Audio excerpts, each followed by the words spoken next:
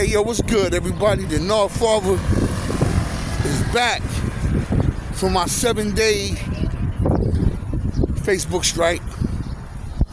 You know what I'm saying? Thank you to Philly Phil, because it was actually longer than that, because I didn't acknowledge the situation I was facing on YouTube, and your 7 days count from the days you do that.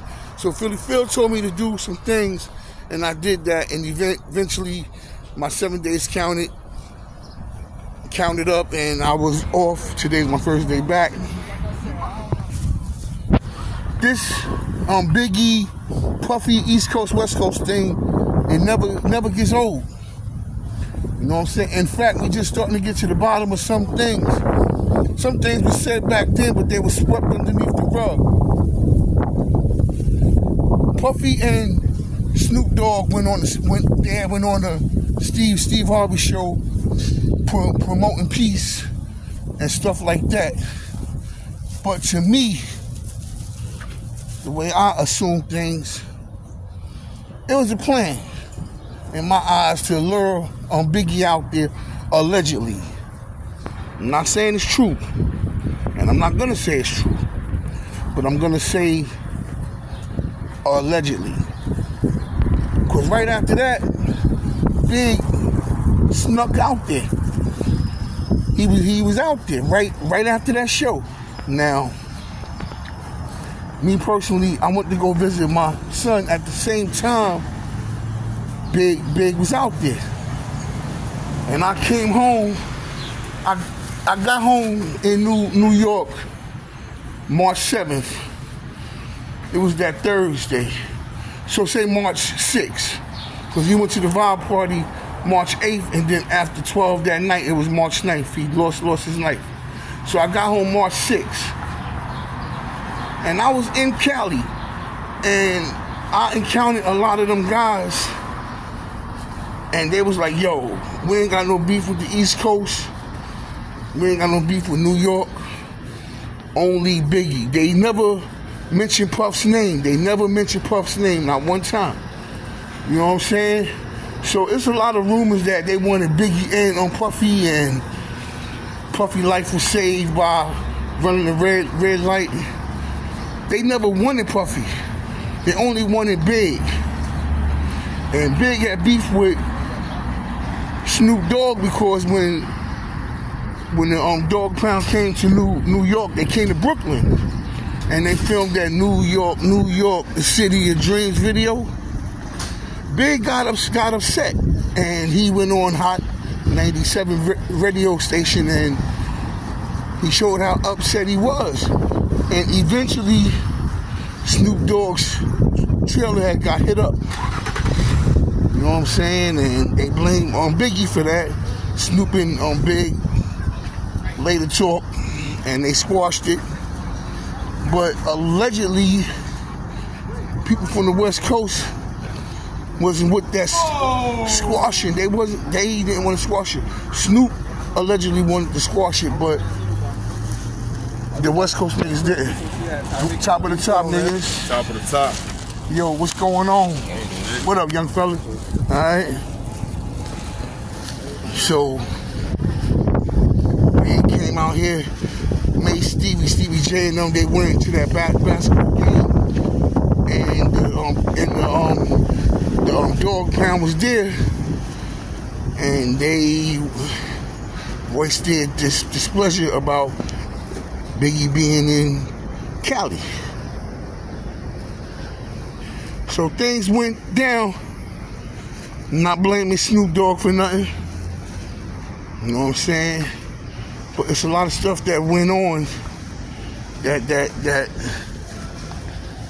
led to Big's death, and it's a lot of people that was being implicated, accused, whatever you want to say. But I will say allegedly.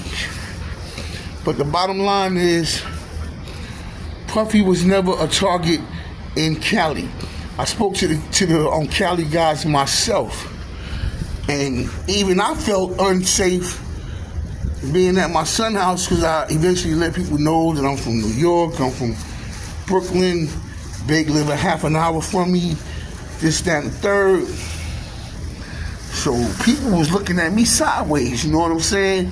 And they wanted me to hang with them on a late night. They wanted to pick me up on a late night. They wanted to hang with me. And I wouldn't go nowhere with them. Eventually, I took my ass back home. You know what I'm saying? I ain't tell nobody I was leaving. Just one day I just got up and I got out of there. You know, and that's the best thing I can do for me. You know what I'm saying? Because I was in an unsafe place, all right? So me being young back then, I'm not going to sit there in this place acting like, yo, ain't nothing going to happen to me. I realized then anybody could get it at any given time. So I got up and I took my butt home. You know what I'm saying? And when I rode around Cali, I didn't ride around with them guys. My son neighbor, she was a female. She was mad cool. She the one that drove me around.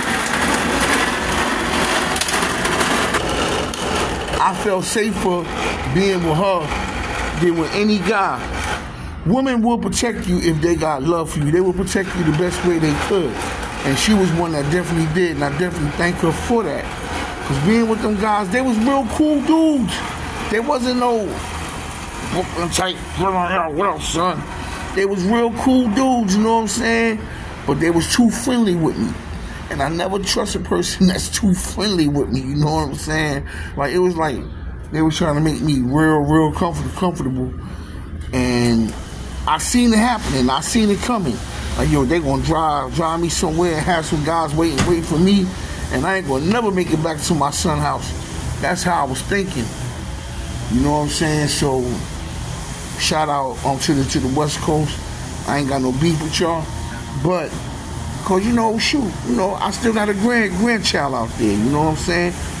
But they never mentioned Puffy name, not one time when I was out there. And I wasn't going to put myself in a situation where I had to fight for my life. You know what I'm saying? So, my grandchild still live out there. Like I said, I came home 2 days before Big lost his life. I came home 2 days. And I'm not gonna lie, I consider myself lucky to get out of Cali when I got out of Cali then. I consider myself very lucky because I could see the pieces falling together.